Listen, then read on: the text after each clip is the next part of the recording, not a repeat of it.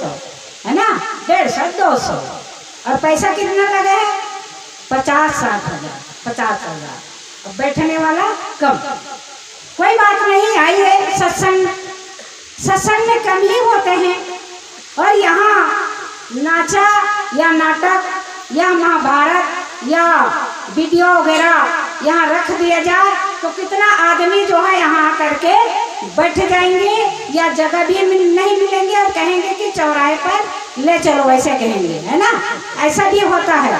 तो इसलिए कहते हैं, क्या कहते हैं, नाचा में डट्टा और सत्संग में छट्टा, है ना, सत्संग में छट्टा ही होता है, कोई बात नहीं।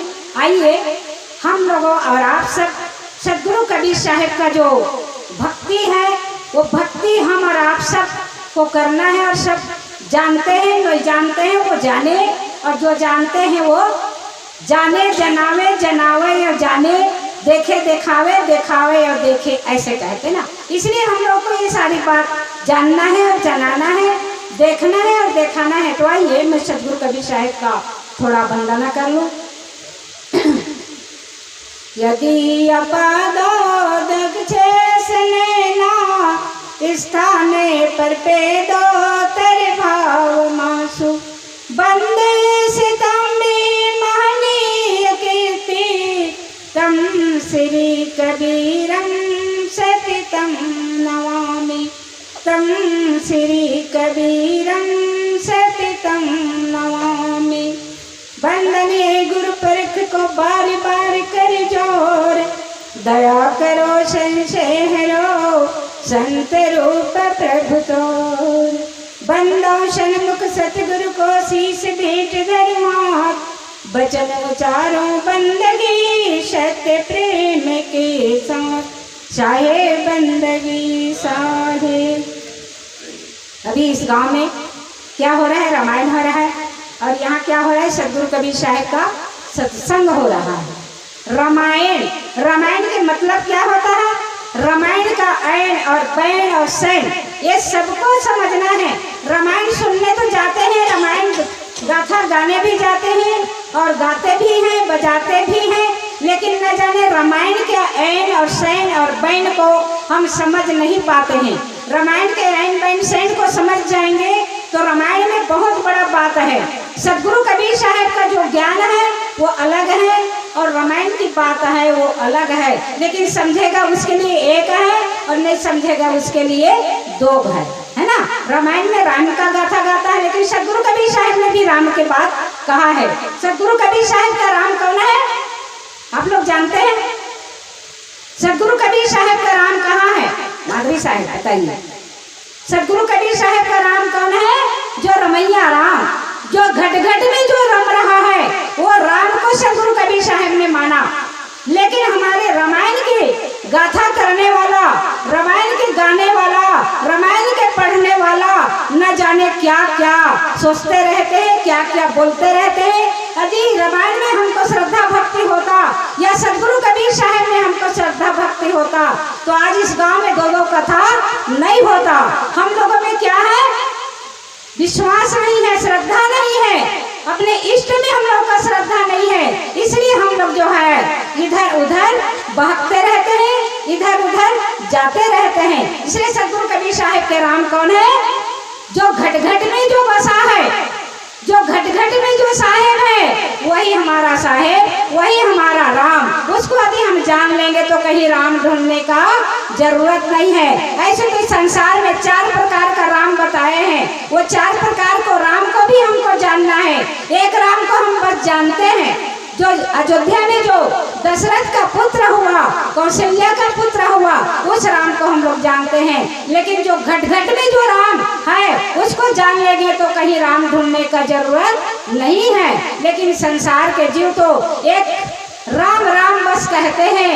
इसलिए सदगुरु कबीर साहब कहते हैं, क्या कहते हैं, राम राम सब कोई कहे, है दशरथ कहे न कोई, एक बार दशरथ कहे तो कोटि जन्म का फल होय। बोलिए सदगुरु कबीर साहेब की।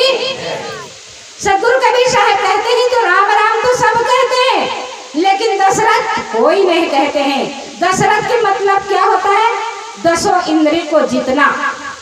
10 इंद्री को यदि जीत लिया वही राम का पहचान कर लिया, है ना। 4 राम कौन से हुआ? एक राम घट घट बोला, और दूसरा राम का जगत पसारा, तीसरा राम दशरथ घर डोला, और चौथे राम का जगत पसारा, है ना। 4 राम हुआ ना। लेकिन 4 राम में हम लोग को जो घट में जो बसा है उस राम को भी हम पहचान कर लेंगे तो हम जो है क्या करेंगे? अच्छे भक्ति करेंगे, उस राम को जानेंगे, उस साहेब को पहचानेंगे। कहते हैं जगत जिसका ये कुल बनाए हुए हैं वही सब घटों में समाये हुए हैं। वो राम, वो साहेब कहाँ समाये हैं? सबके घट घट में समाये हैं। उस घट घट के समाने वाले को हम पहचान कर लेंगे तो हम क्या बन जाएंगे? क्या बन जाएंगे सज्जनों? क्या बनेंगे बहनों? बताइए। हम उस राम को पहचान कर लेंगे तो कौन से राम को? जो सबके घट घट में है। वो राम जो है कहाँ कहाँ जन्म लिया? कच्छ मत्स्य बराह इत्यादि में जन्म लिया, लेकिन उस राम को हम लोग नहीं जाना। उस कच्छ मत्स्य बराह इत्यादि जन्म लिया, उसी को मार करके लोग जो है त्योहार मनाते हैं, खुशहाली मनाते हैं। उसको मार करके, तर करके, भूंज करके और मिर्ची तेल मसाला डाल करके खाते हैं। लेकिन सज्जनों आप देखो, शेर ने क्या तेल या मिर्ची मसाला डाल करके भूंज करके खाता है? मानव होकर के भी गिद्दड़ बनते हैं, शेर नहीं बनते हैं। मानव होकर के शेर बनो, शेर बन जाओगे तो तुम्हारे जीवन का कल्याण हो जाएगा। बोलिए सदगुरु कबीर साहेब की। सदगुरु कबीर साहेब का कैसा वाणी है? कहे ना, नीम कीट जैसे नीम प्यारा, अब इसको अमृत कहत गंवारा। सदगुरु कबीर साहेब की वाणी कैसा है? नीम के जैसे कड़वाहट है, लेकिन उसको समझ लेंगे तो, उसको जान लेंगे तो कैसा हो जाएगा? मीठा हो जाएगा, हमारे जीवन का कल्याण हो जाएगा। लेकिन सज्जनों उस बात को हम समझ नहीं पाते हैं। मच्छ कच्छ ब्रह इत्यादि जो जन्म लिया है उसी को मारना, इस मानव तन को पा करके हम मानवता नहीं जानते हैं। मानव होकर के मानव नहीं बना, हम लोग जो है दानव बनते हैं तो कैसे हमारे जीवन का कल्याण होगा? इसलिए जीवन की कल्याण करने के लिए मानव बनी। इसलिए कहते हैं कि मानुष हो के न मुआ, मुआ के ढांगर ढोर, एको जीव बाँचे नहीं, भय से हाथी घोड़। हाथी घोड़ा नहीं बनना है सज्जनों, हम लोगों को क्या बनना है? मानव बनना है। मानव बनकर के भी दानव बना तो हमारे जीवन का कल्याण नहीं होगा। इसलिए जीवन के कल्याण करने के लिए अच्छा कर्म करें, अच्छा धर्म करें, अच्छा कर्म करके अपने जीवन का कल्याण करें। तो जीवन के कल्याण करने के लिए हम लोगों को क्या करना पड़ता है? गुरु के शरण में जाना पड़ता है। और गुरु के शरण में जब तक नहीं जाएंगे तब तक हमारे कल्याण नहीं होगा। बहनों आप लोग बताओ कौन कौन गुरु बनाए? हाथ उठा करके बताइए आप लोग। अच्छा, बुढ़े लोग भी गुरु नहीं बनाए, इतने माता लोग भी बहुत लोग गुरु नहीं बनाए हैं। ऐसे कैसे होगा? रामायण में कहा कि गुरु बिना भोली थी तेरे न कोई, जो भी रमची शंकर सम हो, ऐसे कहा है। तो गुरु बिना संसार में किसी का कल्याण होने वाला नहीं है, क्योंकि राम भगवान ने भी गुरु बनाया है। कहा ना, राम कृष्ण सो को बड़ा, तीनों दो गुरु की, 3 लोक के वे धनी, गुरु आगे अधीन। राम कृष्ण जैसे भी ब्रह्मा विष्णु भी गुरु के शरण में गया, तो क्या हम लोग जैसे मानव होकर के यदि गुरु के शरण में नहीं जाएंगे तो क्या हमारा कल्याण हो जाएगा?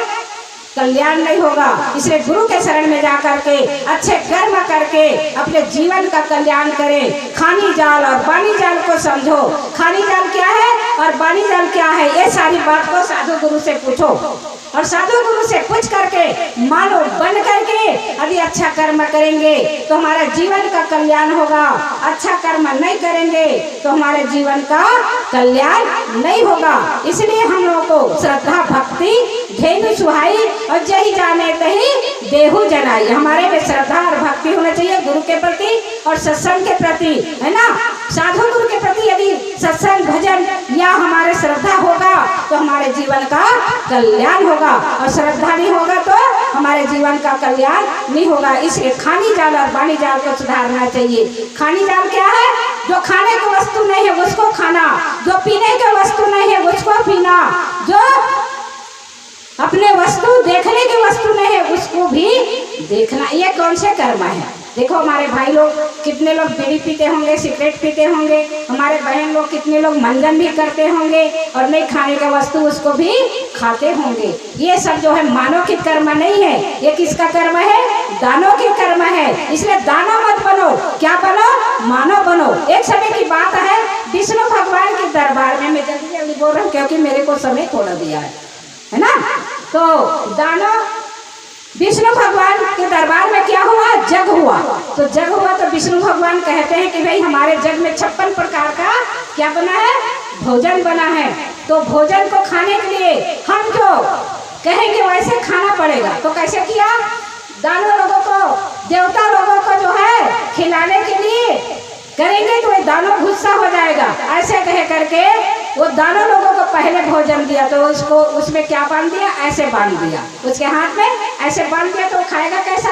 क्योंकि हाथ ऐसे मुड़ेगा नहीं, बंधा रहेगा तो ऐसे नहीं मुड़ेगा। इसलिए दानव लोग जो है नहीं खा पाया, उसने गुस्से में होकर के उठ गया, भोजन नहीं किया।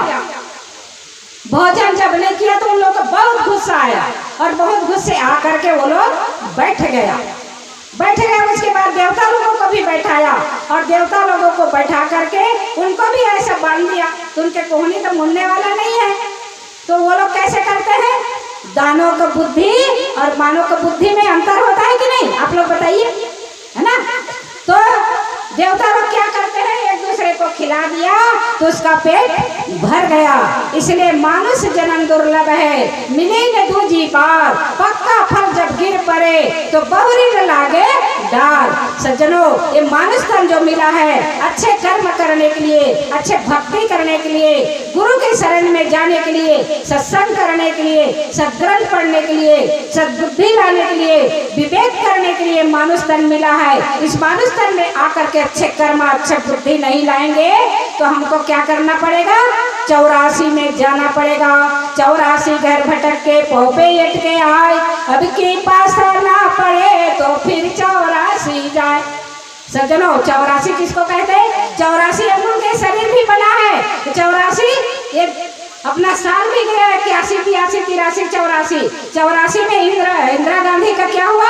शरीर छूटा, है ना। इसी प्रकार ये 84 हमारा दुख है। अनेक प्रकार का ये कीड़े करकट, अनेक प्रकार का नाली में सड़े गले, फल फूल में कीड़ा पड़ना, नाली गंदे गंदे में पड़ना, मैला में, गोबर में सब कीड़ा पड़ना, ये क्या है? 84 है। लूला होना, खोरा होना, सूरदास बनना, ये सब क्या है? 84 भोगना है। इसलिए अच्छा मानव बनना है, अच्छे रूपवान बनना है, अच्छे धनवान बनना है, अच्छे सज्जन बनना है। तो क्या करना है?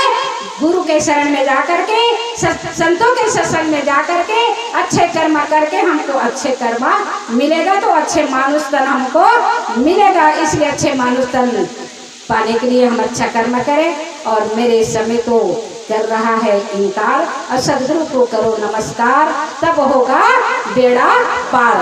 और मैं इतने कह करके मैं किसी सज्जनों, संत महापुरुषों को नमस्कार नहीं किया। इसलिए सभी संत महापुरुषों को साहेब बंदगी साहेब, हमारे साधी समाज को भी साहेब बंदगी साहेब, सभी संत महापुरुषों, अमृत रस पान करने वाला हमारे भक्तमती और भक्त सज्जनों सभी को साहेब बंदगी। और मैं जल्दी जल्दी में बस ज्ञान की बातें बताते रही, और मेरे ज्ञान जो बोलने के लिए बोली थी वो पूरा भी नहीं हुआ है। हमारे सुरेंद्र साहेब जी बोल रहे थे कि वो फोटो का हम लोग पूजा करते हैं, वो फोटो का पूजा करना ठीक नहीं है।